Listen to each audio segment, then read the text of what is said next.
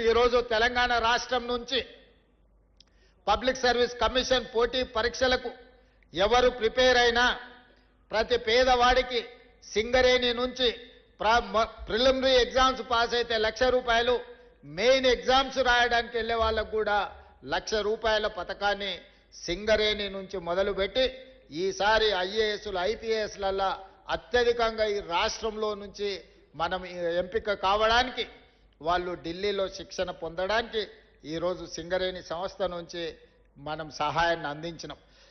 అదేవిధంగా ఈరోజు విద్యుత్ కార్మికులు విద్యుత్ వ్యవస్థ పూర్తిగా చిన్నాభిన్నం అయిపోయి దివాలా తీసి కుప్పగూలే పరిస్థితులు వచ్చింది. సదరన్ డిస్కామ్ కానీ నార్థన్ డిస్కామ్ కానీ జెన్కో కానీ ట్రాన్స్కో కానీ ఈరోజు పూర్తిగా దెబ్బతిని వేల కోట్ల రూపాయల అప్పుల్లో మునిగిపోయినాయి. 10 సంవత్సరాలు ఈ సంస్థల్ని నిర్లక్ష్యం చేయడం వల్ల ఈరోజు ఆ సంస్థలు కుప్పగూలే పరిస్థితి వచ్చింది.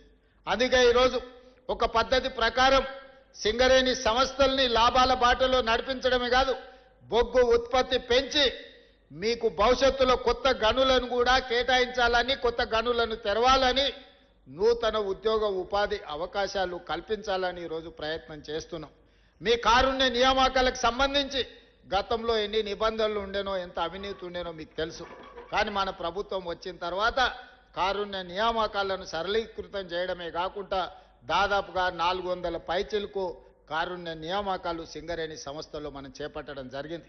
అదేవిధంగా ఆర్టీసీలో కూడా కారుణ్య నియామకాలు జరగకపోతే మా మంత్రి పొన్నం ప్రభాకర్ గారు ప్రభుత్వంతో మాట్లాడి కారుణ్య నియామకాలను ఆర్టీసీలో కూడా చేపట్టడం జరిగింది. ఈ రకంగా కార్మికుల యొక్క అభ్యున్నతి కోసం, కార్మికుల యొక్క సంక్షేమం కోసం ఈ రాష్ట్ర ప్రభుత్వం ప్రయత్నం చేస్తున్నది. కార్మికుల సంక్షేమమే మా రాష్ట్ర ప్రభుత్వం యొక్క విధానం అనే విధంగా ఈరోజు ముందుకు తీసుకెళ్లడం జరుగుతుంది. మీతో ఏ సందర్భం వచ్చినా మీతో మాట్లాడుతున్నాం, మీతో కలుస్తున్నాం. కార్మికులు అంటే మా సోదరులన్న భావన ఈరోజు తెలంగాణ రాష్ట్రంలో మేము కల్పించగలిగినాం. ఇవాళ అసంఘటిత కార్మికుల గురించి ఆలోచనే చేయలేదు.